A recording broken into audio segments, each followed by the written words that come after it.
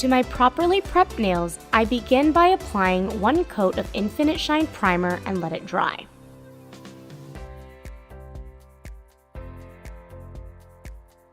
For my base color, I apply 2 coats of My Chihuahua Doesn't Bite Anymore and allow each coat to fully dry.